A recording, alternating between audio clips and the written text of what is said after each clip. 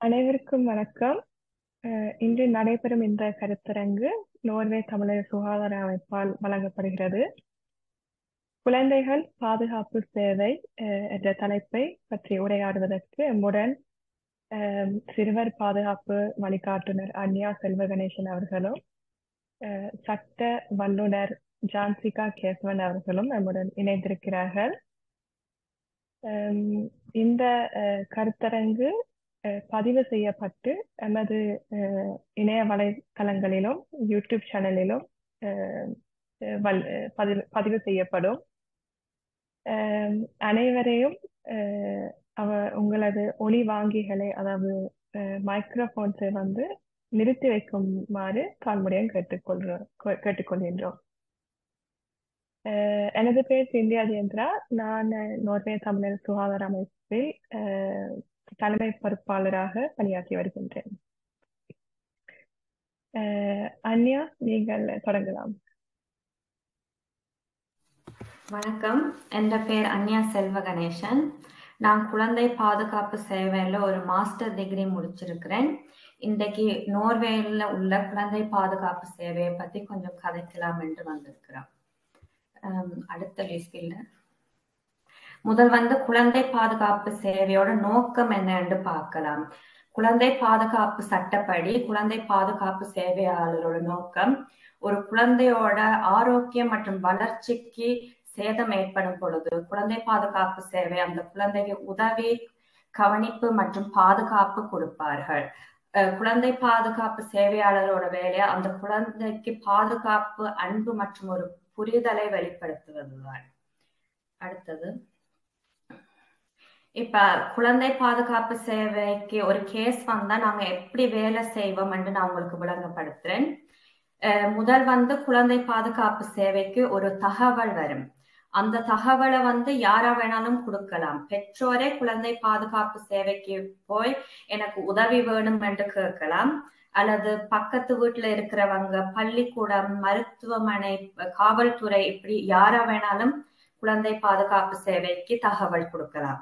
அப்படி தகவல் கொடுத்ததும் குழந்தை பாதுகாப்பு சேவைக்கு ஒரு கிழமை இருக்கிறது முடிவெடுக்க. இந்த தகவல் விசாரணைக்கு போகணுமா இல்ல வேண்டாமான்னு முடிவெடுக்க. அப்படி ஒரு கிழமையில விசாரணைக்கு போகணும் என்று முடிவானால் அந்த விசாரணை 3 மாதங்கள் எடுத்திருப்பார்கள். சில சமயத்தில் 6 மாதங்கள், கூடியபட்சம் 3 மாதங்கள் எடுத்திருப்பார்கள். அந்த விசாரணையை பெற்றோருடன் கதைப்பார்கள், பிள்ளைகளுடன் கதைப்பார்கள், வீட்டுக்கு போய் வீட்டுல சூழல் எப்படி இருக்குதுன்னு பார்ப்பார்கள். பிள்ளைகளை சுத்தி இருக்கிறவங்கள்ட்ட இருந்து தகவல் எடுப்பார்கள். சுத்தி இருக்கிறவர்கள் என்றால் பள்ளி, நோர்வேல ஹெல்த் ஸ்டேஷன், பானஹாக, இந்த மாதிரி இடங்கள்ல, இப்ப உங்களுக்கு தெரிஞ்சவங்க, உங்க சொந்தக்காரங்க, நாபுகள், அப்படியான இடங்கள்ல தகவல் எடுக்க முடியாது. இப்படி தகவல் எடுத்து எல்லாம் விசாரித்து முடிந்ததும் 3 மாதங்களுக்கு அப்புறம் இந்த கேஸ் வேற வேற விதங்களாக முடியலாம். ஒன்று குழந்தை பாதுகாப்பு சேவை இந்த பெற்றோர்களுக்கு உதவி தேவையில்லை என்று முடிவெடுத்து அந்த கேஸை மூடலாம். இன்னொன்று குழந்தை பாதுகாப்பு சேவை பெற்றோருக்கு ஒரு நிவாரண நடவடிக்கை எடுக்கணும் என்று கூறி பெற்றோர் இல்லை, எங்களுக்கு வேண்டாம், எங்களுக்கு தேவையில்லை என்று சொன்னால் குழந்தை பாதுகாப்பு சேவை அந்த பிள்ளையோட வளர்ச்சி மற்றும் ஆரோக்கியத்துக்கு அவ்வளவு சேதம் இல்லை என்று முடிவெடுத்தால் அந்த கேஸை மூடலாம். இன்னொன்று நிவாரண நடவடிக்கைகள். நிவாரண நடவடிக்கைகள் என்றால் பெற்றோர்களுக்கு ஆலோசனை கொடுக்கலாம். பெற்றோர்களுக்கு வேறு வேறு விதமான குழுக்கள் இருக்கு, அதுல சேர்த்து விடலாம். அல்லது காசு ரீதியாக உதவி செய்யலாம். எல்லாட்டில் பெற்றோருக்கும் பள்ளிக்கூடத்துக்கும் இடையில் எதுவும் பிரச்சனை இருந்தா குழந்தை பாதுகாப்பு சேவையாளர் உதவி செய்யலாம். சில சமயங்களில் பெற்றோர் உதவி வேண்டாம் என்று சொன்னால் குழந்தை பாதுகாப்பு சேவையாளர் அந்த பிள்ளையோட வளர்ச்சி மற்றும் ஆரோக்கியத்துக்கு பாதுகாப்பு இல்லை என்று முடிவெடுத்தால் நீதிமன்ற அமைப்பு மூலம் அவர்களுக்கு உதவி கொடுக்கலாம். சில சமயத்தில் தான் அவசர இடமாற்றுதல் நடக்கும். அதையும் விட சில சமயத்தில் தான் விசாரணைக்கு அப்புறம் இல்லை, இந்த குழந்தைக்கு வளர்ச்சிக்கும் அவர்களோட வளர்ச்சிக்கு பாதுகாப்பு இல்லை என்று வேறொரு வீட்டில் இடம் மாற்றுவார்கள். ஆனா நான் சொன்ன மாதிரி இது சில சமயத்துலதான் நடக்கும். கூடிய பட்சத்துல நிவாரண நடவடிக்கைகள் மற்றும் கேஸ மூடுறதுதான் கூடிய கேஸ்ல நடக்கிறது. அடுத்தது இப்ப நான் ஒரு வீடியோ காட்ட விரும்புறேன். இந்த வீடியோ பார்த்துட்டு நாங்க கதைப்போம்.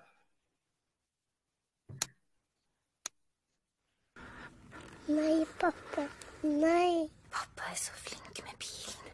Och det är pappa som kan ordna med datamaskinen. Är pappa sint? Jeg er ikke sint. Ikke si at jeg er sint når jeg ikke er sint. Kjære pappa, ikke slipp ut sine mann.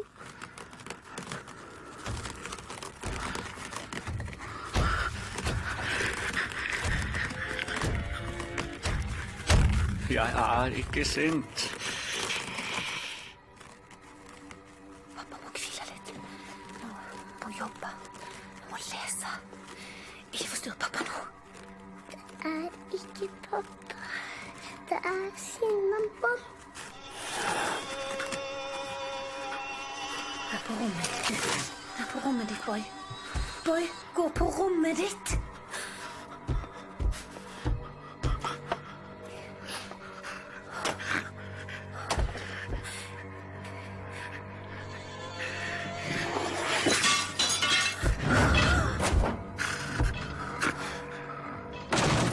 Mamma min! Ikke drep mamma min! Ikke la Cinnamon drepe deg! Hvorfor er pappa så sint? Kanskje det er min skyld? Det må bli snillere. Være flinkere. Være stillere. Gjøre hva som helst. Unnskyld, pappaen min. Pappaen min. Mamma min! Slukk brannen, pappa! Slukk Cinnamon!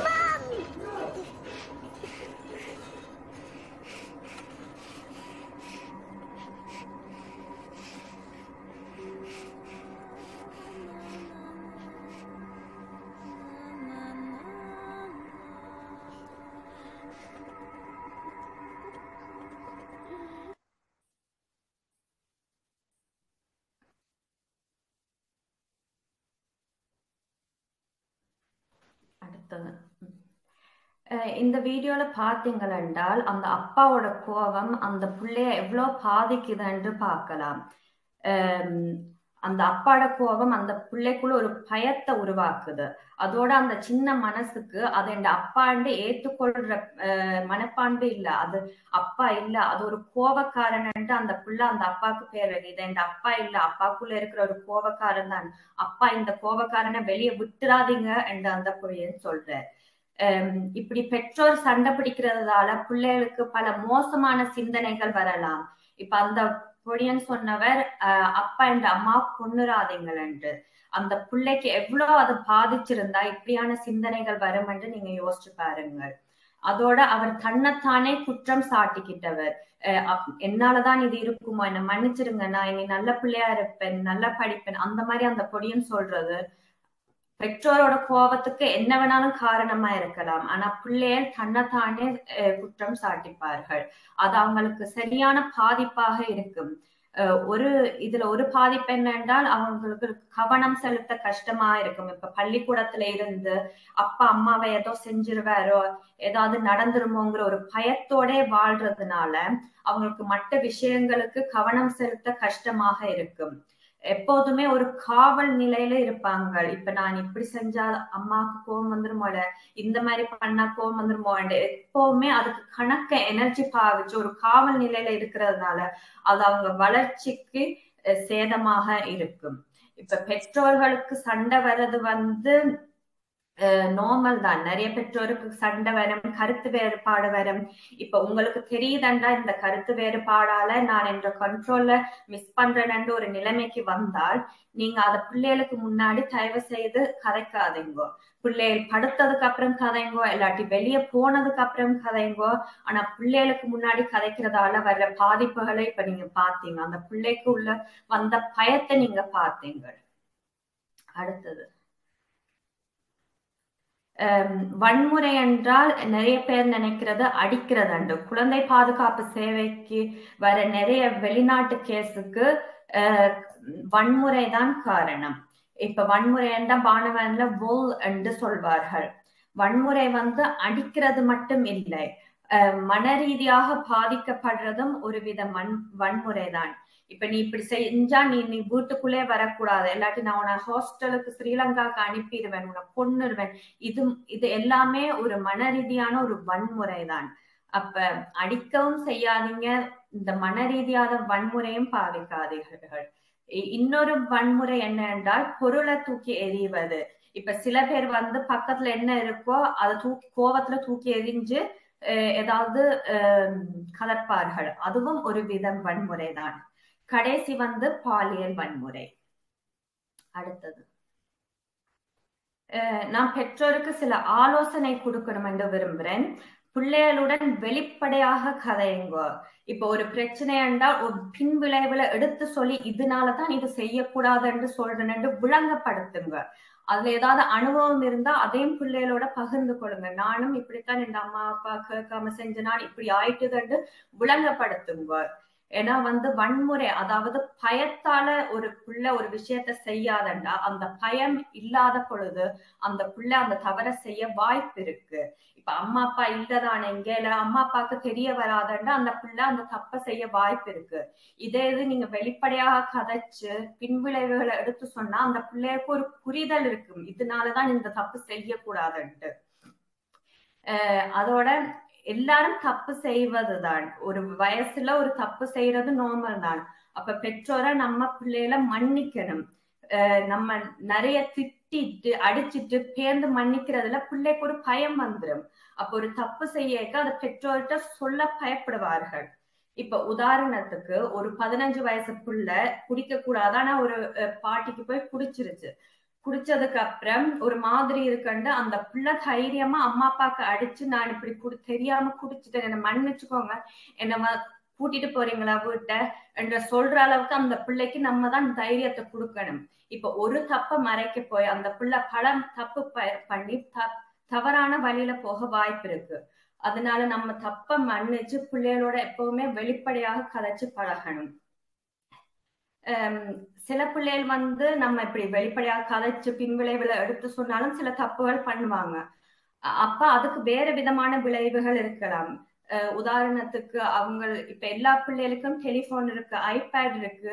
அந்த மாதிரி விஷயங்களுக்கு நீங்க school போயிட்டு வந்து அம்மா அப்பாட்ட ஐபேட கொடுத்துடணும், டெலிபோனை கொடுத்துடணும் என்று நீங்க அப்படியான விளைவுகள் இருக்கலாம். ஹவுஸ் அரெஸ்ட் ஒரு விளைவாக இருக்கலாம். ஆனால் நீங்கள் இப்ப சில பெற்றோர் வந்து அதை செய்யறாங்க, ஆனா சொல்வாங்க பிள்ளைகிட்ட நீங்க டெலிபோனை கொடுங்க, நீங்க எப்படி நடந்துக்கிறீங்களோ அதை பொறுத்து நான் உங்களுக்கு போன் கொடுக்குறேன்னு. அதுவும் ஒரு விதமான மன ரீதியான வன்முறை தான்.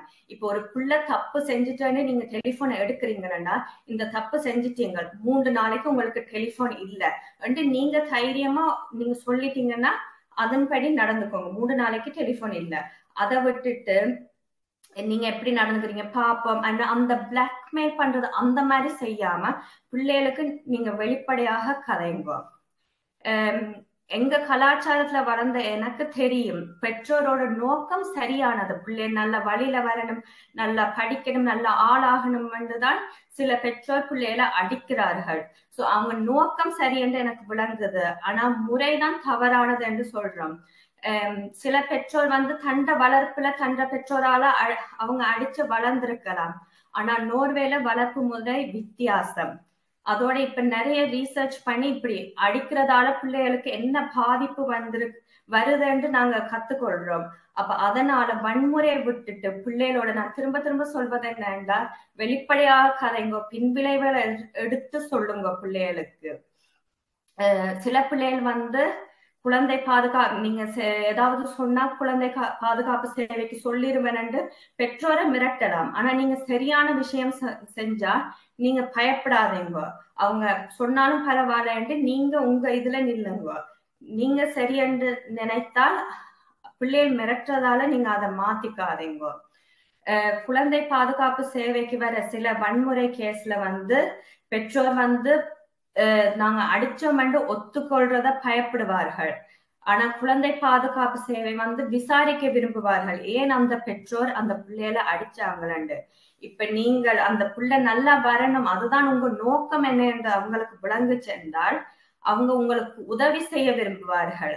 அப்ப நீங்க அடிச்சிங்கன்னு கூட ஒத்துக்கொள்ள தேவையில்லை. ஆனா அவங்க உதவி கொடுக்குறப்ப அந்த உதவியை வாங்கி கொள்ளுங்கள். பிடிவாதமா இல்ல நான் அப்படி இல்லைன்னு சொல்லாமல், அல்லது அடிச்சாதான் பிள்ளை நல்லா திருந்தி நல்லா வாழ்வார்கள் என்று சொல்லாமல் அந்த ஆலோசனையை வாங்கி அவங்க கொடுக்குற ஆலோசனையின் படி நீங்க நடந்து கொள்ளுமாறு கேட்டுக்கொள்றேன். நன்றி.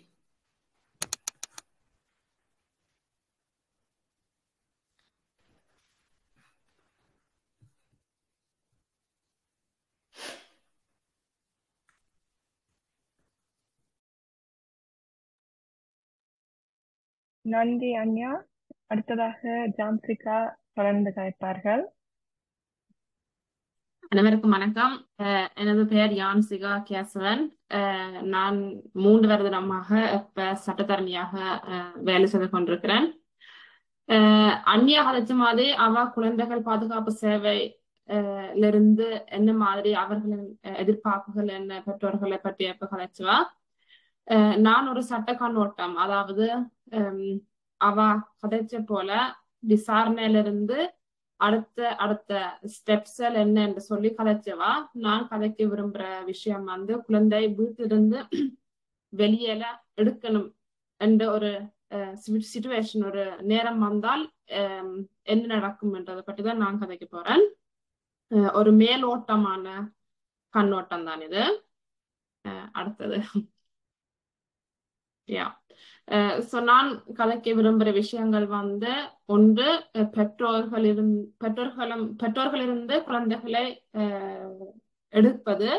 அடுத்தது குழந்தைகளை பெற்றோரிடமிருந்து என்னென்று திரும்பி கொடுப்பது. அதாவது பானன்ல இருந்து பிள்ளைகள் திருப்பி என்னென்று பெற்றோர்களிடம் திரும்புறது. அதுல இருந்து என்ன நிவாரண நடவடிக்கைகள், மற்றது ஒரு கொஞ்சம் இலவச சட்ட உதவியை பற்றியும் கதைக்கு போறேன். என்னென்ன கேஸ்களுக்கு இலவச சட்ட உதவி இருக்கின்றது. அடுத்து அன்யா சொன்ன மாதிரி விசாரணை தொடங்கும். அதாவது யாராவது இந்த பிள்ளைக்கு வீட்டுல இருக்கிறதுக்கு கூடாது, இல்லாட்டி ஏதாவது தவறான விஷயங்கள் நடக்குது என்று சொன்னால் விசாரணை நடக்கும். அதன் பின்பு கோர்ட்ஸ்ல இருந்து இந்த கேஸ், அதாவது பெற்றோர்களிலிருந்து குழந்தைகளை பொறுப்பை எடுப்பதற்கு சட்ட ரீதியாக போக வேணும். அதாவது நீதிமன்றம் மூலம்தான் இந்த கேஸ் நடக்கும். பின்ன என்ன நடக்கும் என்றால் குழந்தைகள் பராமரிப்பு சேவையில இருந்து அந்நியா மாதிரி ஒரு ஆளும் அவங்க அதாவது குமிழ்ல இருந்து ஒரு லோயரும் வருவினோம். அதே மாதிரி எங்கட பக்கத்துல இருந்து, அதாவது பெற்றோர்கள் பக்கத்துல இருந்து பெற்றோர்களும் நாங்களும் எங்கட பக்கத்தால என்னென்ன நடந்திருக்குன்னு சொல்லி நாங்கள் விளவாக்கம் கொடுப்போம் நீதிமன்றத்துக்கு. இல்ல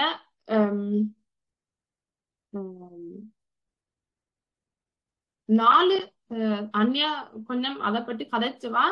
4 விதமான காரணங்கள் இருக்கலாம் பிள்ளைகளை, அதாவது குழந்தைகளை தங்கள் பெற்றோர்களிடமிருந்து எடுப்பதற்கு 4 காரணங்கள் இருக்குது. அதாவது அதான் சட்டத்தில் எழுதியிருக்கும் காரணங்கள்.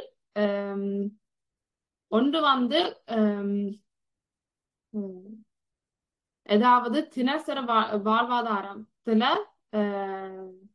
பாதுகாப்பு பிள்ளைகளுக்கு இல்லை என்பது. அதாவது அவர்களின் தினசரி வாழ்வாதாரத்துல ஏதாவது புறப்பாடுகள் தாய் தகப்பன்ல இருந்து இருந்தால் அது ஒரு காரணமாக இருக்கலாம். அதாவது பிள்ளையின் வளர்ச்சிக்கு தாய் தகப்பன் இடையூறாக இருப்பது, அல்லது குழந்தைகளின் வாழ்வாதாரம், அதாவது சாப்பாடாக இருக்கட்டும், அது உடுப்பாக இருக்கட்டும், ஒவ்வொரு நாளும் பிள்ளைகளை வெளுக்கெடுத்துவதாக இருக்கட்டும், இல்லாட்டி பிள்ளைகளை தாய் தகப்பன் கவனிப்பில்லாம விடுவதாக இருக்கட்டும், அப்படியான விஷயங்கள்ல முதலாவது காரணமாக இருக்கலாம். அதாவது பிள்ளைகள்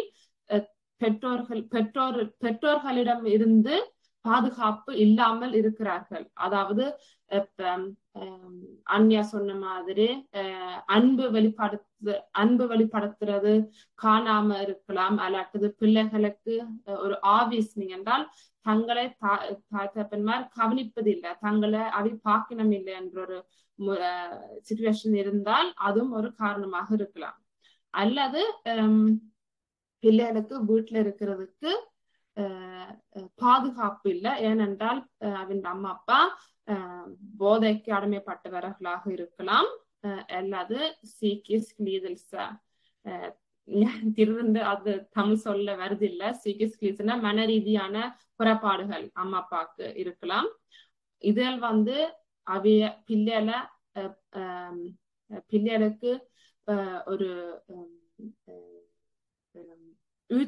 அதாவது ஒரு குறைபாடா இருந்தா பிள்ளைகளுக்கு இது ஒரு காரணமாக இருக்கலாம் பிள்ளைகளை அந்த வீட்டுல இருந்து வெளியேற்றுவதற்கு. ரெண்டாவது ஒரு நோக்கம்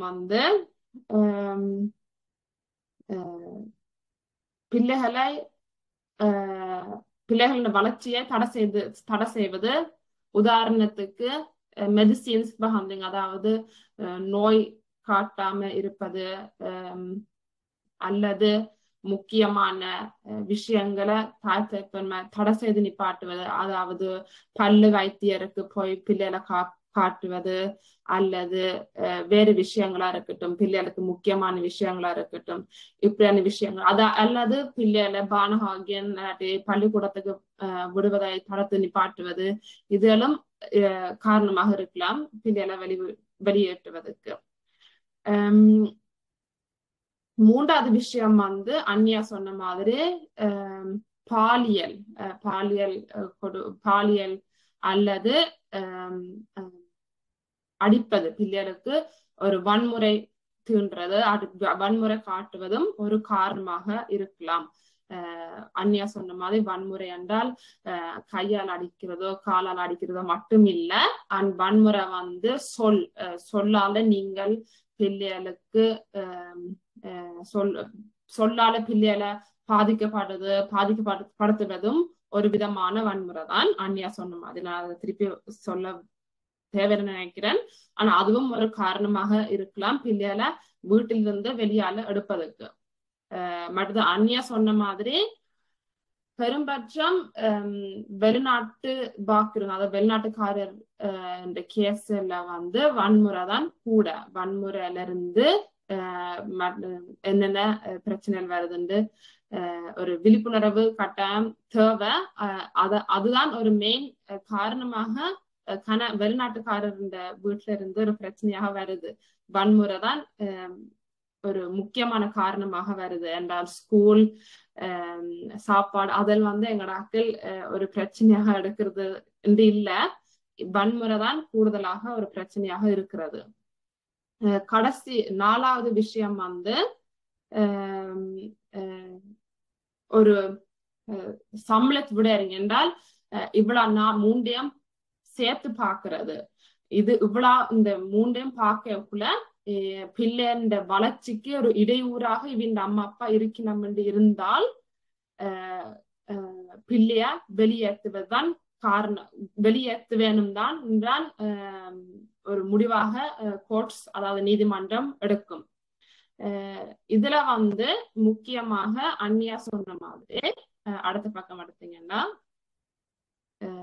நிவாரண நடவடிக்கைகள், அதாவது இந்த 4 காரணங்களும் இருந்தால் சில நேரத்துல சிறுவர் பாதுகாப்பு மன்றம் சொல்லும், சரி நீங்கள் உங்களுக்கு ஒரு ஏற்பத்திட்டார், அதாவது ஒரு நிவாரணம் நடவடிக்கைக்கு நாங்கள் உங்களுக்கு தாரம், இதுல இருந்து உங்களோட பிள்ளைன்ற வளர்ச்சியோ அல்லாட்டி பிள்ளைன்ற சிச்சுவேஷன் மாறுதோன்னு பார்க்கலாம் என்று ஒரு ஆலோசனைக்கு வருவினோம். ஆனா இந்த ஆலோசனை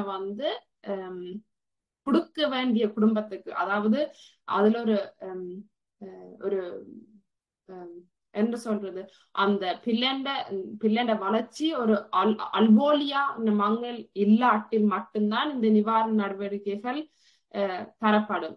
பிள்ளை பிள்ளைண்ட சிச்சுவேஷன் சரியான பிள்ளையா இருந்தா அன்யா சொன்ன மாதிரி அவசர இடமாற்றம் நடக்கும். அதுக்கு பிறகுதான் குழந்தைகள் வீட்டிலிருந்து வெளியே எடுக்க வேண்டும் என்ற ஒரு நார்மல் கேஸ் நீதிமன்றத்துக்கு போகும்.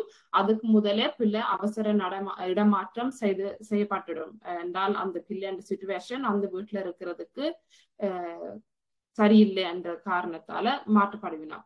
ஆனா நாங்கள் இப்ப இத பார்ப்போம், நிவாரண நடவடிக்கைகள். இது நான் இப்ப சொல்றது கூட விதமான நடவடிக்கைகளும் இருக்கும் பானாந்தியன்ஸ்ல இருந்து. ஆனா நாங்கள் சிலதெல்லாம் பார்ப்போம். ரோத் ஓ வயலேட்னிங், அதாவது குழந்தைகள் நல சேவையிலிருந்து ஆலோசனை மற்றும் வழிகாட்டுதல். அதாவது என்ன மாதிரி நீங்கள் பிள்ளைகளோட கதைச்சு பேசலாம், அல்லது பிள்ளைகளுக்கு நீங்க என்னென்ன சிச்சுவேஷன்ல இப்படி செய்யலாம், இல்லாட்டில் பிள்ளைகள் ஸ்கூலுக்கு போறதுக்கு விரும்பாட்டில் நீங்க என்னென்ன நடவடிக்கைகள் எடுக்கலாம்னு சொல்லி பிள்ளைக்கும் சரி பெற்றோர்களுக்கும் சரி ஒரு ஆலோசனை இல்லாட்டில் வழிகாட்டுதல் நடக்கும். மற்றது அதாவது வீட்டுக்கு வருகை மற்றும் ஆதரவு தொடர்பு. இது கூடுதலாக அன்யா சொன்ன மாதிரி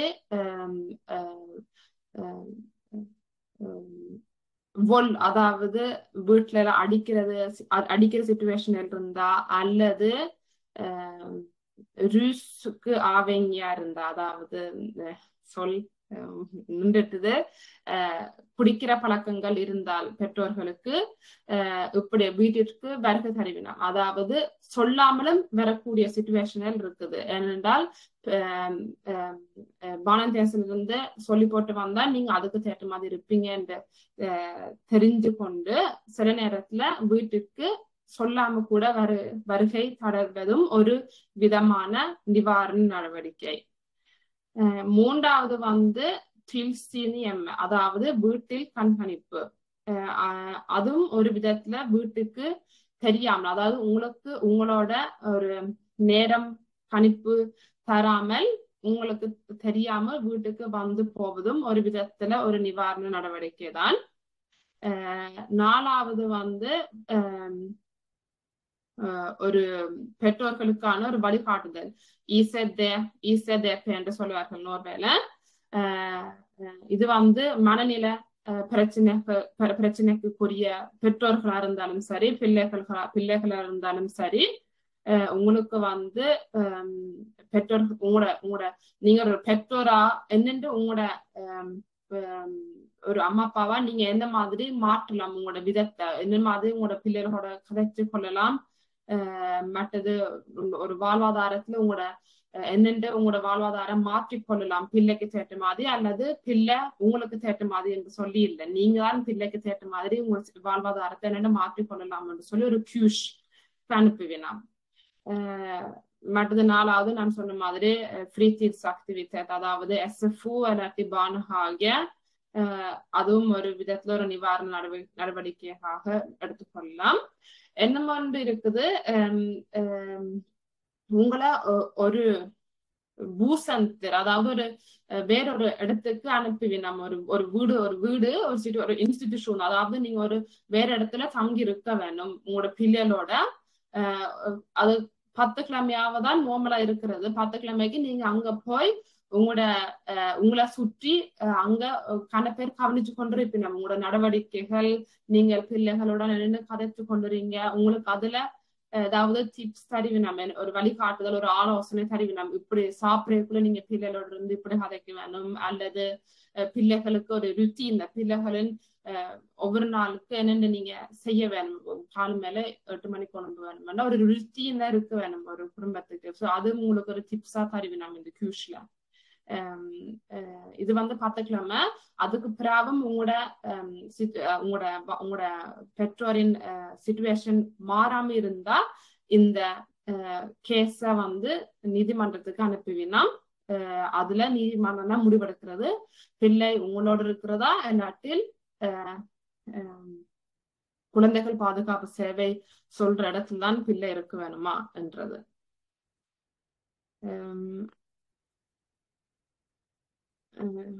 அடுத்தது அஹ், இது குழந்தைகள் பெற்றோரிடம் திரும்புதல், அதாவது நாங்க நொஷ்கில சொல்றது திபாக்கிஃபரிங். அதன் அர்த்தம் என்னென்றால் நீங்கள் இந்த கேஸ், அதாவது நீதிமன்றத்துல தோத்தீங்கண்டா, அதாவது நீங்கள் பிள்ளைகளை பறிகொடுத்துட்டீங்கண்டா.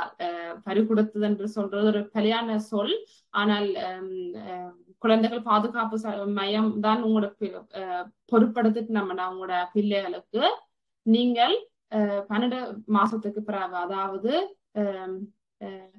4 கிழமைக்கு பிறகு நீதிமன்றம் ஃபில்கேஸ் நெம்தா தான் ஃபில்கேஸ் நெம்தா ஒரு கீழ் மன்றம் தான், ஒரு கீழ் நீதிமன்றம். அவிதான் முதலாவது ஒரு நீதிமன்றம் குழந்தைகள் பாதுகாப்பு சேவை அனுப்புற கேஸ் பாக்குறதுக்கு.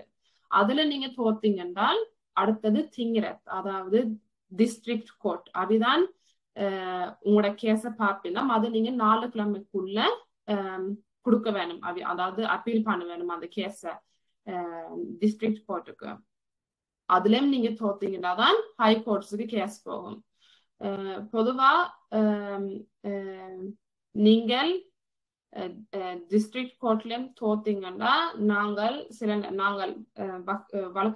வழக்கறிஞர்கள் சொல்றது, நாங்க உங்களோட கேஸை பார்த்துட்டு சொல்லுவோம், சரி இதுல என்னென்ன பிரச்சனை இருக்குது, என்னென்ன நீங்க மாற்றிக்கொள்ளலாம், என்னென்ன நீங்கள் ஏதாவது போதைக்கு அடிமையான ஆளாக இருந்தீங்கன்னா ரூஸ்பிரவர், அதாவது நீங்க லேகுந்தூர், அதாவது உங்களோட டாக்டர்ல போய் நீங்கள் அல்கோஹால் பாவிக்கிறீர்கள் என்று சொல்லி ஒவ்வொரு கிழமைக்கு ஒருக்கா காட்ட வேணும். அதை நாங்கள் டாக்குமெண்டேஷனா வச்சிருந்தால் அதை நாங்க டிஸ்ட்ரிக்ட் கோர்ட்ல ஒப்படைக்கலாம். அப்பைக்கு குழந்தைகள் பாதுகாப்பு சேவைக்கு கூட பட்சத்துல ஒரு முக்கியமான கேசாவிக்கு இருக்காது என்றால், தாய் தகப்பனுக்கு போதைதான் பிரச்சனை. ஆனா இப்ப அவர்கள் 7 மாசம் 8 மாசம் போதை கடுமை இல்லை என்று சொல்லி டாக்குமெண்ட் தேர பண்ணினால் அது ஒரு காரணமாக நாங்க வெல்லலாம். மற்றது இப்ப நீங்கள்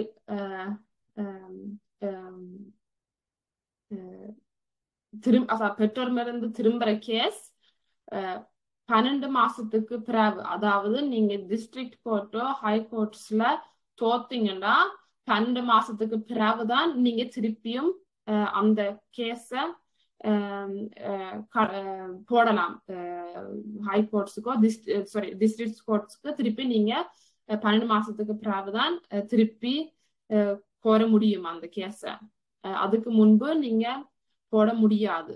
அப்பக்கே நீங்கள் பாதுகாப்பு, அதாவது குழந்தைகள் பாதுகாப்பு சேவையில உங்களுக்கு ஆலோசனைகளை நீங்க எடுக்க வேணும். நான் இப்ப உரையாடின மாதிரி நிவாரண நடவடிக்கைகள், ஏதாவது உங்களோட பெற்றோர் உங்களோட சிச்சுவேஷன்ல நீங்க அதை மாத்திக்கொள்ளலாமோ இல்லையோன்னு சொல்லி நீங்க பார்த்து கொள்ள வேணும். அதுல உங்களுக்கு நீங்கள் குழந்தைகள் சேவையில குழந்தைகள் பாதுகாப்பு சேவையில கதைத்து அவர்களுக்கு ஒரு முக்கியமான பொறுப்பு இருக்கிறது. உங்களுக்கு திருப்பி என்ன மாதிரி ஆலோசனைகள் தரலாம் என்று சொல்லி பிள்ளைன்ற வாழ்வாதாரத்தை பிள்ளைன்ற சிச்சுவேஷனை மாத்திக்கொள்வதுக்கு, அதாவது நீங்க பெற்றோரா என்னென்ன மாத்திக்கொள்ளலாம் உங்களோட பிள்ளைன்ற சிச்சுவேஷனை.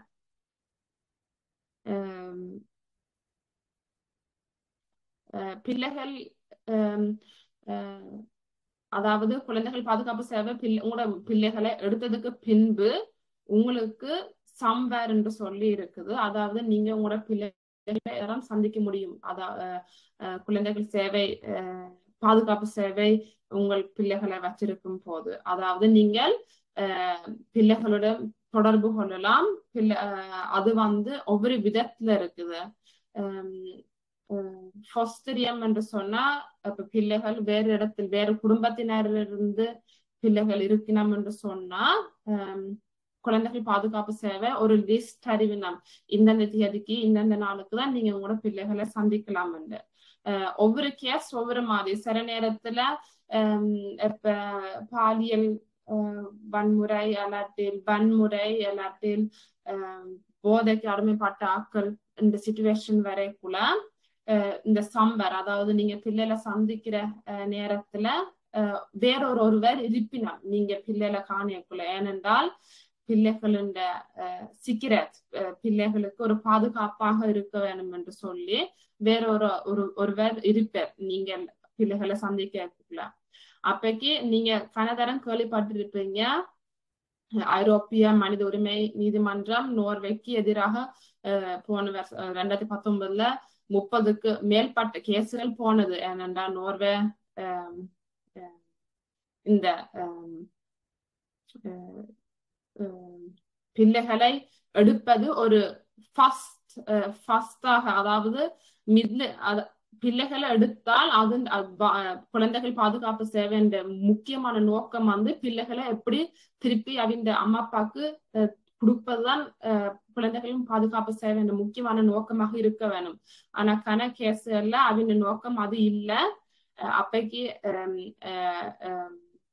இந்த நீதிமன்றம் சொன்னது, நீங்கள் வந்து முக்கியமா பிள்ளைகளுக்கும் பெற்றோர்களுக்கும் ஒரு கனெக்ஷன், அதாவது நீங்கள் பராமரிப்பு எடுத்தாலும் பிள்ளைகளுக்கும் பெற்றோர்களுக்கும் ஒரு கனெக்ஷன் இருக்க வேணும். அதால நீங்க வருடாந்தத்திற்கு பிள்ளைகளும் பெற்றோர்களும் சந்திப்பது அதிகரிக்க வேணும். பின்ன ஒரு கேஸ்ல ஒரு வருஷத்துக்கு 6 முறை 2 மணித்தியாலம் தான் பிள்ளைகளை சந்திப்பதற்கு கொடுத்திருந்தார்கள். அப்பைக்கு இந்த மனித உரிமை சொன்னது 6 தரம் வந்து சரியான குறைவு, குறைஞ்சபட்சம் 8 தரம் இருக்க வேணும் பிள்ளைகளை சந்திப்பதற்கு.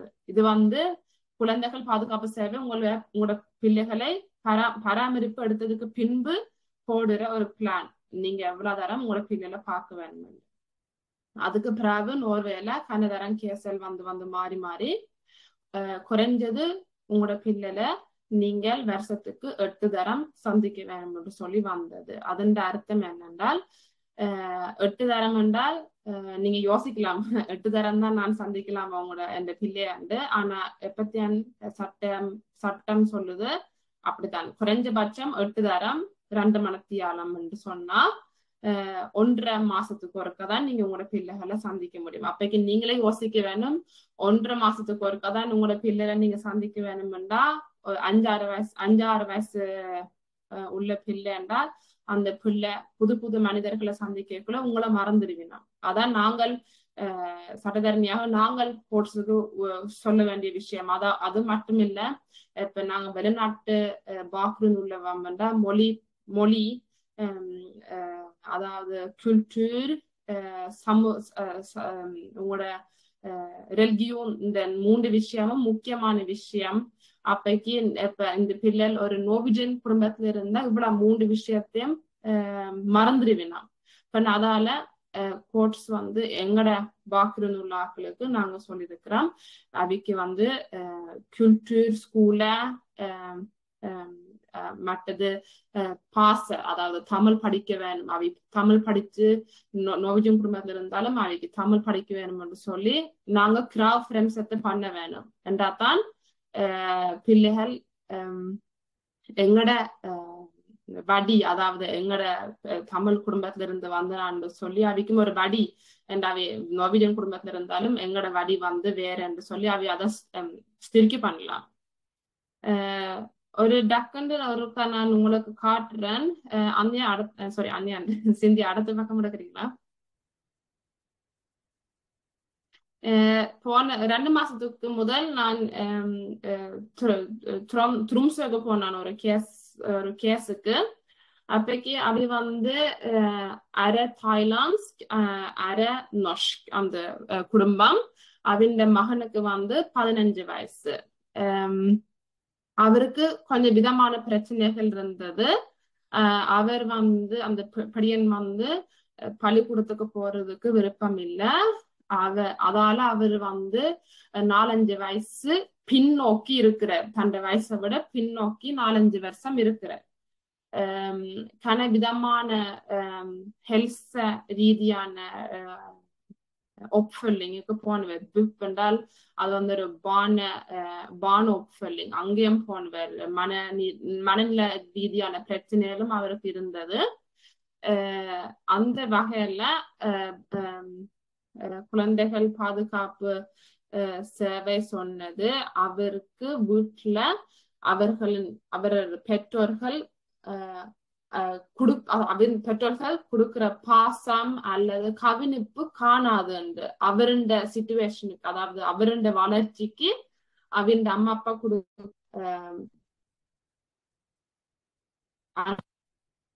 விட அவருக்கு தேவையான பராமரிப்பு அவன் அம்மா அப்பால இருந்து இல்லையண்டு அப்பைக்கு ஃபில்கேஸ் நம்தாக்கு இந்த கேஸ் போனது. ஃபில்கேஸ் நம்தால நாங்கள் தோத்தவாம். பிறகு நாங்கள் டிஸ்ட்ரிக்ட் கோர்ட்ஸுக்கு, அதாவது 100 சென்னியா திங்கிறதுக்கு இந்த கேஸ எடுத்து காட்டினவம். அதுல அப்பைக்கு நான் அவருடைய பெற்றோர்களுக்கு சொன்னது, நீங்கள் குழந்தைகள் பாதுகாப்பு சேவையிலிருந்து வார ஆலோசனைகளை நீங்க எடுங்கோ, அவை சொல்ற கியூஷுகளுக்கு நீங்க போய் காட்டுங்க. நாங்கள் கோர்ஸுக்கு போனா எங்களுக்கு டாக்குமெண்ட்ஸ் தேவை, இது பெற்றோர்கள் செய்திருக்கணும், அவி கொடுக்குற பாதுகாப்பு பிள்ளைகளுக்கு மாறிட்டுது. அவருடைய சிச்சுவேஷன் 2019 வேற, 2024 அன்றைக்கு சிச்சுவேஷன் வேற. நீங்க அததான் பார்க்கணும்.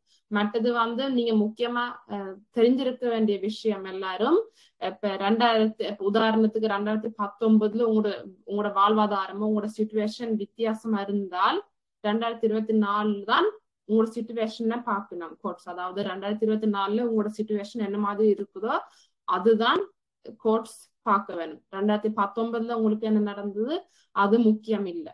அது ஒரு ஹேர்ஹெட்ஸ் பில்ட், அதாவது ஒரு முழுமைக்காக பாப்பின மொழியா. ஆனா உங்களோட இந்தியன் சிச்சுவேஷன் தான் ஒரு முக்கியமான சிச்சுவேஷனை வச்சுதான் நீங்கள் கோர்ட்ஸ் உங்களோட சிச்சுவேஷனை பார்க்கும். பின்ன இந்த கோர்ட்ஸ்ல குழந்தைகள் பாதுகாப்பு சேவை இவர்களுக்கு சொல்ல மறந்துட்டேன். இவர்களுக்கு இன்னும் ஒரு பிள்ளை இருந்தது 10 வயசுல.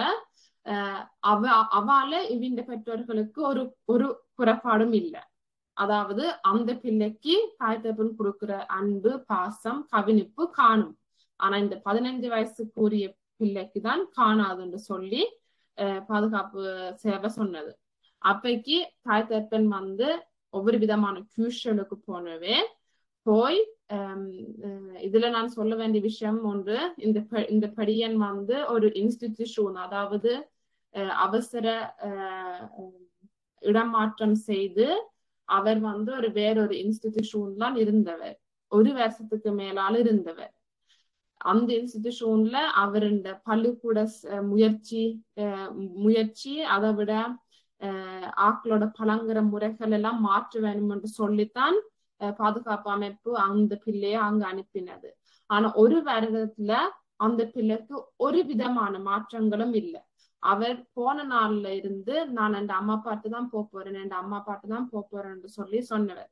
அது மட்டும் இல்லாமல் அவர் தாய்லாந்துல இருந்து வந்ததால அவருக்கு அவருடைய தாய் ஸ்ப்ரோக்கு அவரால் பாதுகாக்க முடியல. ஏனென்றா அந்த இடத்துல அவருக்கு அதுக்கு தேட்ட தில்ரப்பில்லைங்க, அதாவது பாதுகாப்பு குழந்தைகள் பாதுகாப்பு அமைப்பு அதுக்கு தேட்ட மாதிரி அவருக்கு இடம் வசதி எடுத்து வச்சு கொள்ள முடியாம போட்டுது. 1 வருடத்துக்கிட்ட இவருடைய பெற்றோர்கள் ஒவ்வொரு விதமான கியூஷனுக்கு போனவே செய்து நல்ல ரப்போர்ட்டுகள் எங்களுக்கு திரும்பி வந்தது. அவருடைய பெற்றோர்கள் நாங்க சொல்றதை ஏற்றுக்கொள்ளினோம், அவில ஒரு வித்தியாசம் தெரியுது என்று சொல்லி ஒரு ரப்போர்ட் வரைக்குள்ள நாங்கள் இந்த கேஸ டிஸ்ட்ரிக்ட் கோர்ட்டுக்கு எடுத்து வெண்டவாம். பிள்ளை அந்த படியன் திருப்பி அவருடைய அம்மா அப்பாட்ட இப்ப போட்டார். அப்பைக்கு கோர்ட்ஸ் என்ன சொன்னதுண்டா, ரப்போர்ட் நாங்க கொடுத்த ரப்போர்ட்ல பார்த்துட்டு கோர்ட் சொன்னது, ஓகே இந்த இப்ப நான் நொஷ்கில இப்ப 3வது 4வது ஆசிரியர் இப்ப பாத்தீங்கன்னா போட்டிருக்கோம், இந்த படியன் ஒரு விதமான மாற்றமும் இல்லை 1 வருடத்துல இந்த இன்ஸ்டிடியூஷனுக்கு போய். அதால இவருடைய அம்மா அப்பாவுக்கு கொடுப்பான் பிள்ளைய. அவைய கியூஷுக்கு போயிருக்கணும்.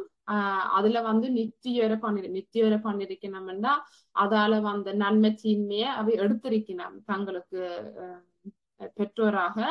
அதை விட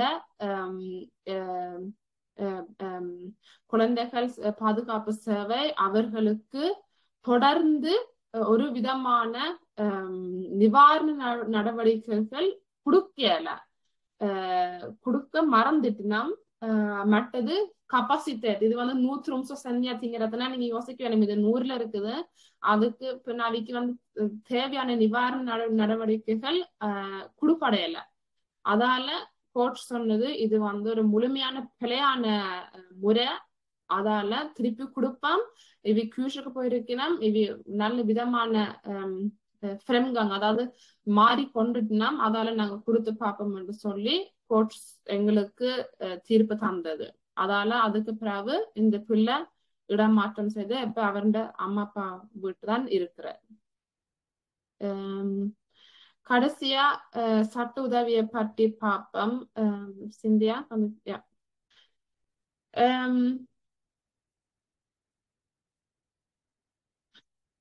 குழந்தைகள் பாதுகாப்பு சேவை ஒரு கேஸ் போட்டால் நார்மலா உங்களுக்கு நீங்க எவ்வளவு பணக்காரனா இருந்தாலும் சரி, எவ்வளவு காசு இல்லாம இருந்தாலும் சரி, உங்களுக்கு சட்ட உதவி இலவசம். ஆனால் முக்கியமா நீங்க விளங்கிக் கொள்ள வேண்டிய விஷயம் இதுல வந்து உங்களுக்கு சட்ட உதவி நீதிமன்றத்துக்கு ஒரு கேஸ் போனதுக்கு பின்புதான் உங்களுக்கு சட்ட உதவி வழங்கப்படும். விசாரணை அப்ப அண்ணியா சொன்ன மாதிரி விசாரணை நடக்கும் போது உங்களுக்கு சட்ட உதவி இலவசமாக தரப்பட மாட்டுது. ஏனென்றால் அண்ணியா சொன்ன மாதிரி விசாரணை நடக்கக்குள்ள அவை சொல்லலாம் பிறகு இந்த குடும்பம் சரியாக போய்கொண்டிருக்கு, உங்களுக்கு ஒரு உதவியும் தேவையில்லை என்று சொன்னால் அந்த அப்படியான கேஸ்ல உங்களுக்கு விசாரணத்துக்கு சட்ட உதவி தர மாட்டினான். ஆனால் எப்ப ஒரு உதாரணத்துக்கு நீதி அமைப்பு மூலம் நிவாரண நடவடிக்கைகள் எடுக்கப்பட்டால் குழந்தைகள் பாதுகாப்பு சேவையில இருந்தே உங்களுக்கு எங்களுக்கு லாயர்மாருக்கு காசு அதாவது சட்ட உதவியாக எங்களுக்கு உதவி தரப்படும். ஆனாலும் அது சில விஷயங்களை மட்டும்தான். சோ கணப்பேர் எங்கள்கிட்ட வந்து கேட்கிறவே எனக்கு பானு குழந்தைகள் பாதுகாப்பு அமைப்புல ஒரு கேஸ் இருக்குது, எனக்கு நீங்கள் உதவி செய்ய வேணும் ஃப்ரீதானே என்று சொல்லி. ஆனா அப்படியான கேஸ்ல சட்ட உதவி காசு நீங்க தான் கட்ட வேணும். மாவட்ட அதாவது கோர்ட்ஸுக்கு நீதிமன்றத்துக்கு கேஸ் போனா மட்டும் அதிலிருந்து சட்ட உதவி இலவசமாக வழங்கப்படும். உங்களுக்கு என்ன விதமான இம்பேக்ட் அதாவது வருமானம் இருந்தாலும். இதான் நான் சொல்ல வந்த விஷயம்.